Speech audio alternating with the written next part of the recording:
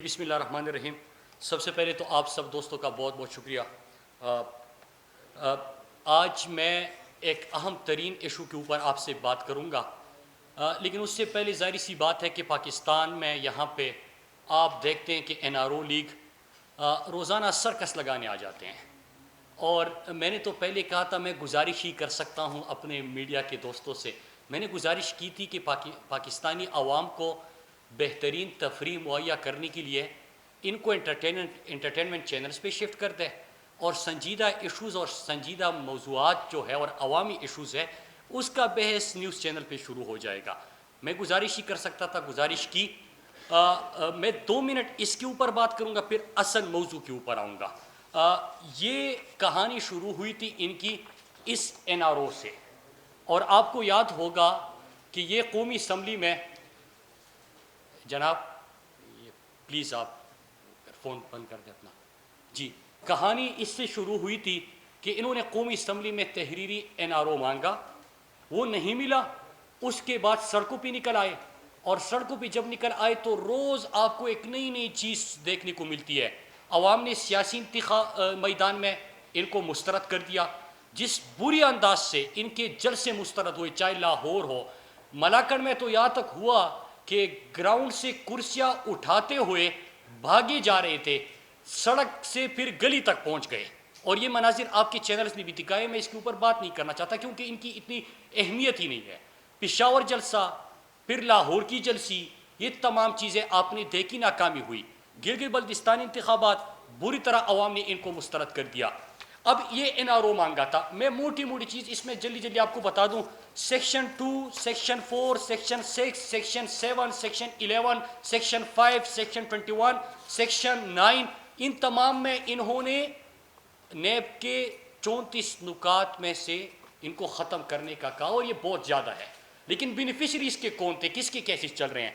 پہلا سیکشن شہباز شریف، نواز شریف، خواجہ آصف، جاوید لطیف، رانا ثناء اللہ، زرداری، پھر شاہد خاقان عباسی، احسن اقبال، مراد علی شاہ، شہباز شریف، نواز شریف، پھر اس کے بعد بھی وہی چہرے، انور مجید ایڈ ہو گئے ادھر، اس میں بھی انور مجید اور زرداری۔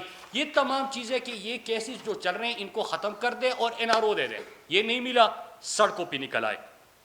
پھر جب یہ ڈرامہ ان کا عوام نے مسترد کر دیا تو ابھی کل آپ نے ایک سرکس دیکھا، اور وہی سوال کسی نے پوچھا ہی نہیں کہ کل ان کو کیا کرنا تھا۔ ان کو الیکشن کمیشن میں رسیدیں جمع کرنی تھی۔ 24 ستمبر کا فیصلہ ہے الیکشن کمیشن کا کہ ان دو جماعتوں نے، نون لیگ اور پیپلز پارٹی نے، اپنا ریکارڈ جمع نہیں کیا، اپنا ریکارڈ انہوں نے جمع نہیں کیا۔ جب انہوں نے ریکارڈ جمع نہیں کیا تو 6 ہفتے کی ان کو مہلت ملی کہ 6 ہفتے کے اندر، مطلب 5 نومبر تک آپ نے اپنا ریکارڈ جمع کرنا ہے۔ جب یہ ریکارڈ وہاں پہ بھی جمع نہیں ہوا، انہوں نے رسیدیں دکھانی تھی، رسیدیں تو چھوڑے، پیپلز پارٹی نے ابھی تک وہ سرٹیفکیٹ ہی جمع نہیں کیا کہ ہمیں فارن فنڈنگ اور ممنوعہ فنڈنگ نہیں ہوئی۔ اب یہ کیوں ڈر رہے ہیں، جس کے اوپر بحث ہی نہیں کہ پتہ نہیں کہ تحریک انصاف سے کوئی سوال ہے، سوال ان سے، فیصلہ ان کے حوالے سے، 6 ہفتے میں ریکارڈ انہوں نے جمع کرنا، باغ یہ رہے، رسیدیں یہ نہیں دکھا رہے، ریکارڈ ان کے پاس نہیں۔ خوف کس چیز کا ہے؟ یہ آپ کو ایک اور پاناما نظر آئے گا، اور اس میں کیا ہے؟ اس میں ڈر کس چیز کا ہے کہ زرداری نے، جو یہودی لابی کا سیگل، فنڈنگ سامنے آ جائے گی۔ نمبر 2، جو امریکہ اور برطانیہ میں کمپنیاں بنائی گئی وہ سامنے آ جائے گی۔ انہوں نے باقی جو کرتوت ان کے آپ کے سامنے ہیں کہ انہوں نے پارٹی کو بھی منی لانڈرنگ کے لیے استعمال کیا اور فرنٹ کمپنی کے طور پہ استعمال کیا، وہ چیزیں سامنے آ جائے گی۔ پھر اس کے ساتھ ساتھ پیپلز پارٹی نے جو فارن کمپنیز سے الیکشن کمپین کے لیے پیسے لیے، وہ چیزیں سامنے آ جائے گی۔ ابھی تو میں نے اسامہ بن لادن والے پیسوں کا ذکر ہی نہیں کیا، اب تو میں جو مولانا فضل الرحمان کو جہاں سے پیسے ملتے ہیں اس کا ذکر ہی نہیں کیا، جو زرداری کو باہر سے فارن کمپنیز سے ان کے الیکشن کمپین کے لیے پیسے ملے اس کا ذکر نہیں کیا۔ لیکن یہ جو ڈاکومنٹس میرے ہاتھ میں ہے اور یہ فیصلہ بھی ہے، اس میں ایک اور چیز کہ جعلی اکاؤنٹس کی طرح جو فرزند زرداری ہے اس کے الیکشن کمپین پہ جو پیسہ لگا اس کا بھی ریکارڈ نہیں. پھر بعد میں پتہ چلا تھا نا جعلی اکاؤنٹ سے کہ ان کے سفری اخراجات، ان کے کھانے، ان کی تمام چیزیں فیک اکاؤنٹ سے جمع ہو رہی تھی. ان چیزوں کا ان کو خوف ہے، اس وجہ سے یہ ریکارڈ جمع نہیں کر رہے. میں اب اصل ایشو کے اوپر آتا ہوں جس پہ میں آج آپ سے بات کرنا چاہتا ہوں. اصل بحث جو کہ اس سرکس میں یہ جو روزانہ کی بنیاد پہ تفریح مہیا کرتے ہیں اور ان کے بیانات آپ کے سامنے ہیں. ٹی وی کھیل رہے ہیں سارا دن، لیکن اصل جو پاکستان کے ایشوز ہے اور اس وقت دنیا کے اندر جو ہو رہا ہے اس کے اوپر بحث ہی نہیں ہو رہی. پچھلے 4 مہینے میں دنیا نے انڈیا کے بارے میں کیا کہا، اور پھر میں آپ کے پاس وہ گریٹر گیم پلان جس کا میں 2-3 دفعہ آپ کے سامنے ذکر کر چکا ہوں اس کی طرف آتا ہوں. نومبر میں اکانومسٹ کی رپورٹ آتی ہے، انڈیا کے حوالے سے ایکسپوز ہوتا ہے انڈیا. اکتوبر میں فارن پالیسی کے حوالے سے کی رپورٹ آتی ہے. فنسن کی رپورٹ آتی ہے دسمبر 2020 میں. ای یو ڈس انفارمیشن لیب کی اس کی رپورٹ آتی ہے 9 دسمبر کو. ارناب گوسوامی والا، ابھی جو پلوامہ ڈرامہ کہ انڈیا نے کس طرح پلوامہ کا ڈرامہ رچا کے اپنے فوجی مارے اور الزام پاکستان پہ ڈالا، وہ آتی ہے 15 جنوری کو. اور یو کے پارلیمنٹ کے اندر 11 پارلیمنٹیرین جو کشمیر کے حوالے سے بات کرتے ہیں، جو انڈیا کے حوالے سے گفتگو ہوتی ہے، وہ رپورٹ آتی ہے. لیکن اس کے اوپر یہاں پہ صرف ایک سرخی تو بن جاتی ہے، لیکن بحث نہیں ہو رہی کہ کس طرح انڈیا نے ہیومن رائٹس وائلیشن کی، کس طرح پاکستان کو بدنام کرنے کی کوشش کر رہے ہیں، کس طرح انڈیا دنیا کے اندر اور خصوصاً پاکستان کے اندر دہشت گردی کروا رہا ہے، کس طرح وہ جھوٹ پھیلا رہا ہے، کس طرح پاکستان کے خلاف جھوٹا پروپیگنڈا کر رہا ہے. اس کے اوپر کوئی بحث ہی نہیں ہوئی. اب جب یہ چیزیں انڈیا کا اصل چہرہ دنیا ایکسپوز کر رہے ہیں، آج تو ہم نہیں کہہ رہے ہیں، اس سے پہلے اگر سپتمبر میں نے یہاں پہ پریس کانفرنس کی تھی، آپ کے سامنے ڈاکومنٹری ویڈیوز بھی پیش کیے تھے. لیکن اب تو اکانومسٹ کہہ رہا ہے، ای یو ڈس انفو لیب کہہ رہا ہے، فنسن کہہ رہا ہے، فارن پالیسی میگزین کہہ رہا ہے، یو کے پارلیمنٹیرینز کہہ رہے ہیں، ارناب گیٹ ان کے خود اپنی چیزیں سامنے آ گئی. اب جب یہ آ گئی تو اس وقت انڈیا کیا کر رہا ہے؟ آپ نے دیکھا کہ اللہ کا شکر ہے کہ پاکستان کے ادارے اور پاکستان کے پاس بہترین فوج. انڈیا نے جب پاکستان کو میلی آنکھ سے دیکھا تو دنیا نے ابھینندن کی صورت انڈیا کے غرور کو آسمان سے گرتے دیکھا. وہ چیز آپ کے سامنے آ گئی. انڈیا جو انتشار پھیلانے کی کوشش کر رہا ہے، نمبر 1، جو انڈیا پاکستان کو یہاں پہ انریسٹ پھیلانے کی کوشش کر رہا ہے، نمبر 2. اور اس کے ساتھ میں آپ کو ثبوت کے طور پہ اجیت دول کے بیانات اور اجیت دول ڈاکٹرائن یہ آپ کے سامنے ہم پہلے بھی لا چکے ہیں. پھر اس کے ساتھ مودی کے بیانات، پھر ان کی جو دنیا کے اندر رپورٹس پبلش ہوئی، سریواستہ گروپ آپ کے سامنے آ گیا، کلبھوشن کو ہم نے پکڑا وہ آپ کے سامنے آ گیا. بہت سارے ثبوت آپ کے سامنے رکھے گئے. لیکن اس کے ساتھ ایک حال ہی میں شائع ہونے والی کتاب جس میں ذکر ہے کہ پاکستان کے اندر کس طرح انڈیا انتشار پھیلانے کی کوشش کر رہا ہے، کس طرح پاکستان کے خلاف وہ پروپیگنڈا کر رہا ہے. میری اب ان جماعتوں سے بھی اور پورے قوم کے سامنے میں چند سوال رکھنا چاہتا ہوں اور پھر میں کنکلوڈ کروں گا چند اہم نکات کے ساتھ. نمبر 1 کہ ای یو ڈس انفو کی رپورٹ پڑھی ہے کہ کس طرح انڈیا ایک شریواستہ گروپ کو استعمال کر کے fake identities, fake N G Os, اس طرح مختلف میڈیا آؤٹ لیٹس، 750 سے زیادہ ویب سائٹس، اس کے ساتھ نیوز چینلز، ان کو استعمال کر کے پاکستان کے خلاف پروپیگنڈا کر رہا ہے، جھوٹ پھیلا رہا ہے. ای یو ڈس انفو کی رپورٹ پڑھی ہے اور پھر 20 ستمبر سے آج کے دن تک پی ڈی ایم کے اسٹیٹ سے دیے جانے والے بیانات خود سنیے اور خود پڑھیے.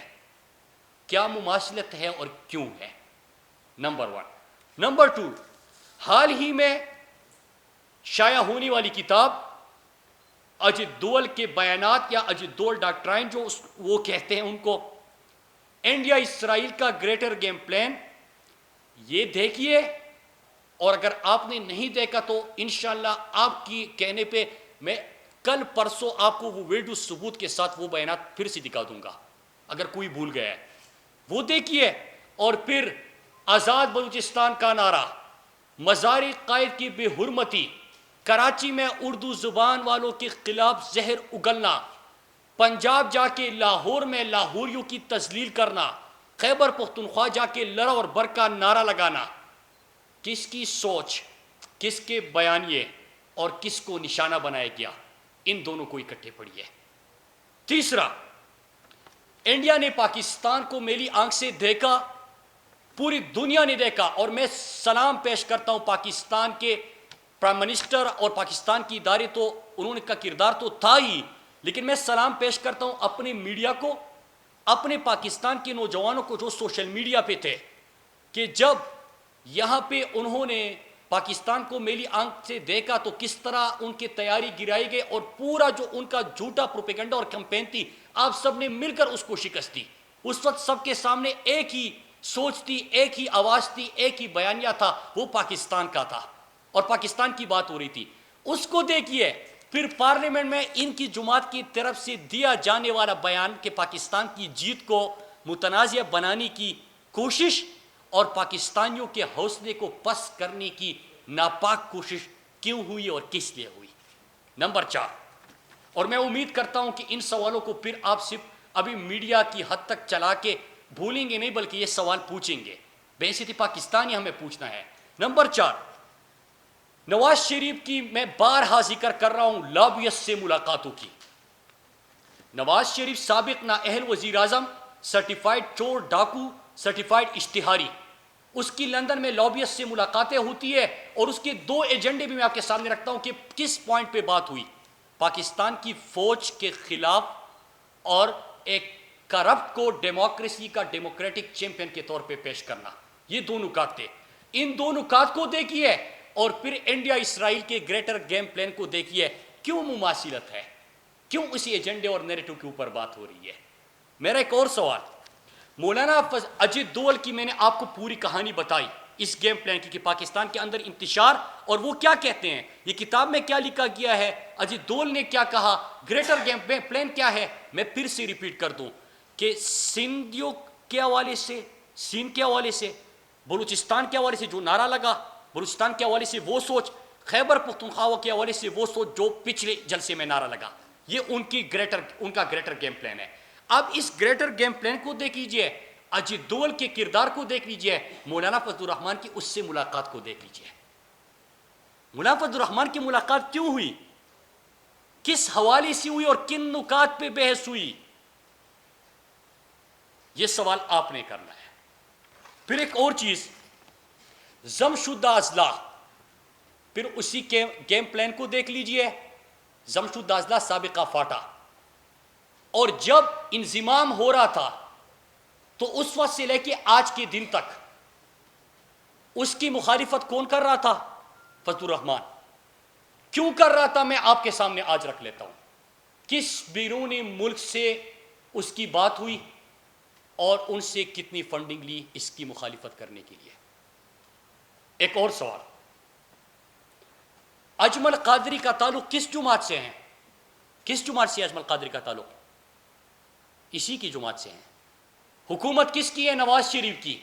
وفد کدھر بھیجا جا رہا ہے؟ اسرائیل. کیا اسرائیل پاکستان کا پاسپورٹ اٹھا کے دیکھ لیجئے، آپ دنیا میں ہر کہیں جا سکتے ہیں، اسرائیل آپ نہیں جا سکتے. اسرائیل کے ساتھ ہمارا نہ کوئی تعلق، اور اسرائیل کے حوالے سے عمران خان کا موقف وہی ہے جو قائد کا موقف تھا. اور عمران خان نے تو اس میں عقیدے کی بات کی کہ میں اپنے اللہ کو کیا جواب دوں گا. فلسطین کی بات کرنی ہے، فلسطین کی آزادی کی بات کرنی ہے. آپ نے وہ بیانات بارہا سنے، اور انٹرنیشنل فورمز پہ پہلی دفعہ فلسطینیوں کی، کشمیر کے ساتھ فلسطینیوں کا مقدمہ عمران خان لے کے گئے. آپ نے خود UN کی اسپیچ سنی ہوگی. تو اجمل قادری کا تعلق کس جماعت سے، اور کیوں نواز شریف نے وفد اسرائیل بھیجا، اسرائیل سے استوار کرنے کی کوشش کی، اور اجمل قادری کا تو خود اعتراف آ گیا ہے، تو اس کے بعد کیا کوئی سوال بچتا ہے؟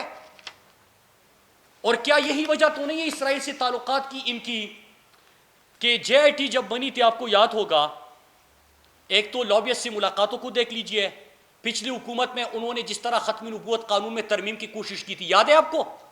یاد ہے آپ کو؟ میں سوال کر رہا ہوں، کوشش کی تھی، اور اللہ کا شکر ہے کہ پاکستانی قوم، ہم سب مسلمان ہیں، ختم نبوت کے عقیدے پہ ہمارا ایمان ہے، وہ نہیں ہونے دیا، لیکن وہ کوشش دیکھ لیجئے، لابیسٹ سے ملاقاتیں دیکھ لیجئے، پھر یہ گریٹر گیم پلان میں ان کا کردار دیکھ لیجئے، اور جے آئی ٹی رپورٹ پڑھی ہے۔ حسن نواز کے حوالے سے اور ارشد شریف نے اس کے حوالے سے بڑا پروگرام بھی کیا تھا، تمام ثبوت بھی پیش کیے تھے۔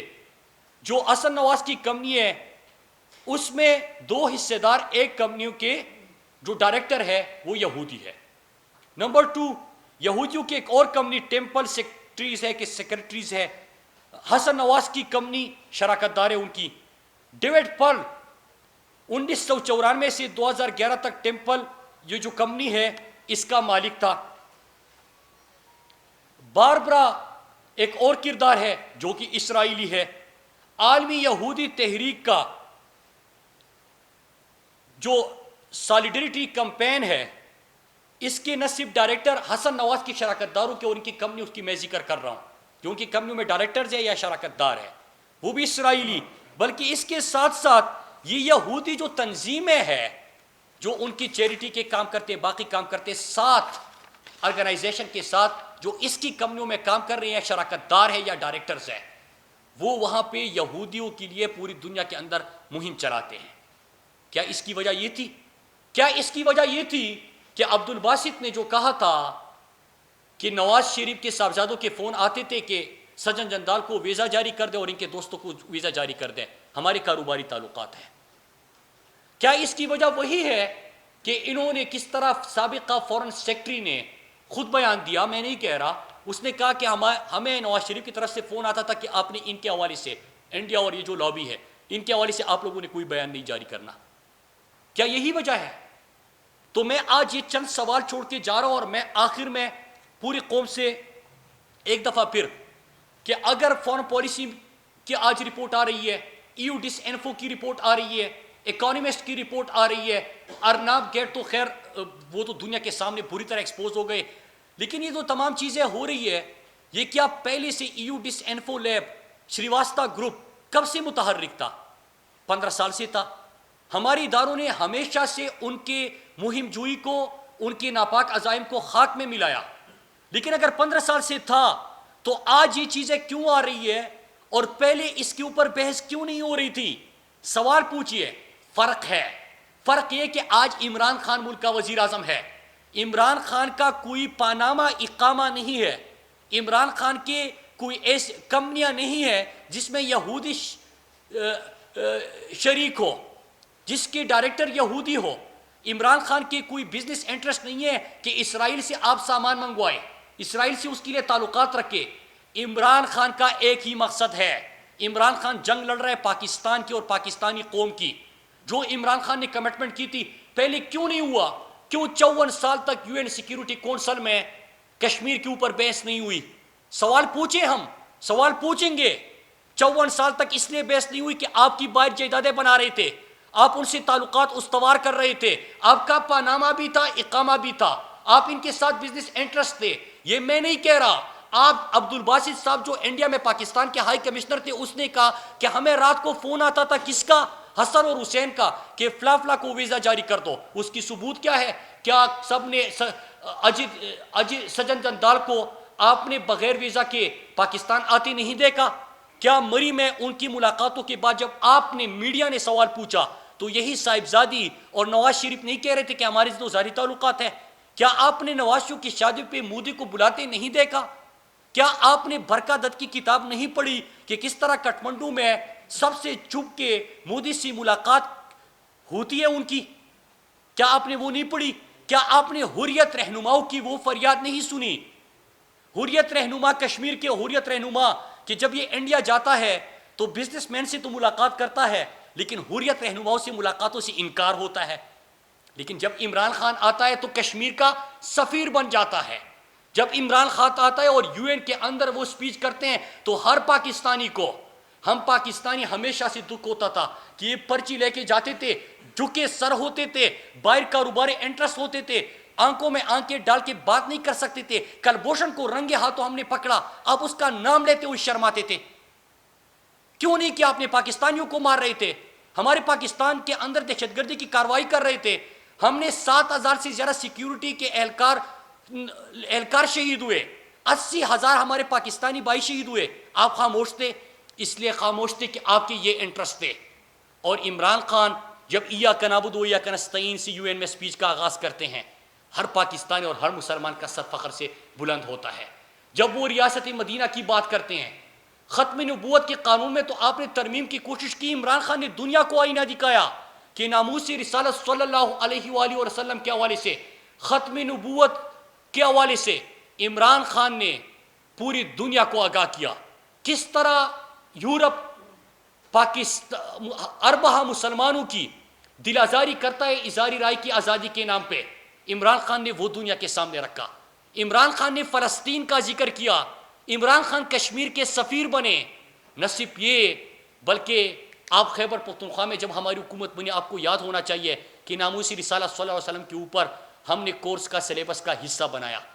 ہم نے تمام اسکولوں میں نماز کے وقت استاد اور اسٹوڈنٹس اکٹھے نماز کی ادائیگی وہاں پہ شروع ہوئی۔ ہم نے وہاں پہ جتنے قانون سازی کی، ہم نے قرآن مجید کا تفسیر اور ترجمہ 10ویں جماعت تک لازم کر دیا۔ ہم نے یہاں تمام جو امام ہیں ہمارے مساجد کے، ان کے لیے وظیفہ، کیونکہ استاد کو تنخواہ ملتی ہے، امام مسجد کو کیوں کچھ نہیں ملتا، اس کی امپلیمنٹیشن بھی ہو گئی حال میں، آپ کو پتہ ہے۔ یہ بھی چیزیں ساتھ میں کی۔ لیکن میں سوال پوچھنا چاہتا ہوں کہ آپ جب جاتے تھے سجن جندال سے تعلقات، مودی سے تعلقات، آپ کے بغیر ویزا کے ان کو بلانا، ان کے لیے فون کرنا، ان سے کاروباری انٹرسٹ کرنا، یہ تمام چیزیں آپ کرتے رہے۔ عمران خان کشمیر کی بھی سفیر بنے، عمران خان فلسطین کی بھی سفیر بنے، عمران خان نے مسلمانوں کے جذبات دنیا تک بھی پہنچائے، اور ایسی نمائندگی کی وہ کر سکتے ہیں کیونکہ ان کا کوئی باہر کوئی کمپنی کوئی جائیداد نہیں۔ عمران خان نے جتنا کچھ دنیا میں اس کی کمائی تھی وہ سب پاکستان میں موجود ہے۔ ایک ایسا وزیر اعظم جس کا کوئی کیمپ آفس نہیں، ایک ایسا وزیر اعظم جو وزیر اعظم ہاؤس کے عالیشان محل میں نہیں رہتا، تو وہ بات کر سکتا ہے، اس کے اندر خود ہی ہے۔ اور آپ نے یہ تمام چیزیں کی۔ میں امید کرتا ہوں آپ یہ سوال پوچھیں گے، اور میں نے پہلے بھی کہا تھا جنگ بہت بڑی ہے، جنگ بہت بڑی ہے، اور جو کردار آپ کو یہاں پہ نظر آ رہے ہیں وہ مہرے ہیں۔ جو سوال میں نے رکھے ہیں، میں امید کرتا ہوں کہ یہ سوال آج آپ بھی پوچھیں گے، ان سے یہ سوال پوچھے جائیں گے، اس کے جواب بھی ڈھونڈے جائیں گے۔ انشاءاللہ دشمن کو جس طرح ہر محاذ پہ شکست ہوئی، اس طرح ان کو شکست فاش کریں گے۔ پاکستان ان کی نظروں کے سامنے آگے بڑھتا رہے گا۔ پاکستان انشاءاللہ عمران خان کی قیادت میں ترقی کرتا رہے گا۔ پاکستان اسی طرح پوری دنیا کے مسلمانوں کی نمائندگی کرتا رہے گا۔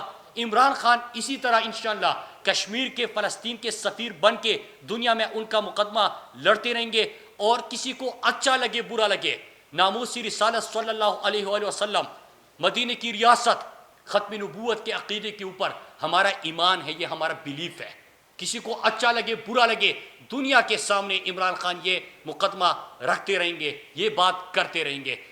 میں نے آپ سے ان کے بلوچستان جلسے سے پہلے ایک پریس کانفرنس کی تھی، جو میں نے آپ کے سامنے ویڈیوز رکھے تھے، ان کے جلسے میں آزاد بلوچستان کا نعرہ لگ کے اور پاک افغان جو باڑ لگی ہے اس وقت سرحد کے اوپر، اس کو اکاڑ پھینکنے کی، وہ انہوں نے اسی جلسے کے اندر 1 گھنٹے کے اندر اس کو سچ ثابت کر دیا۔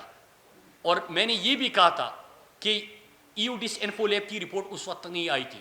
میں نے اس وقت کہا تھا کہ گریٹر گیم پلان ہے، نواز شریف کی تو سمجھ میں آتی ہے، فضل الرحمان کی ملاقاتوں کی سمجھ میں آتی ہے، لیکن اگر کوئی نادانی میں بھی یہ بیانات دے کے اور اس کا حصہ بن کے نادانی میں بھی کچھ کر رہا ہے، تو ان کے بتانے کے لیے میں یہ پریس کانفرنس کر رہا ہوں، اور وہ تمام حقائق EUDIS انفو لیب کی رپورٹ میں سامنے آ گئی۔ آپ سب کا بہت شکریہ۔ یہ سوال آپ بھی پوچھیے اور ضرور کیجیے۔ اور اجمل قادری کا آپ نے مولانا فضل الرحمان سے میری ریکویسٹ ہے، میں ریکویسٹ ہی کر سکتا ہوں، میں تو پوچھوں گا کہ کس طرح وفد بھیجا گیا تھا اسرائیل؟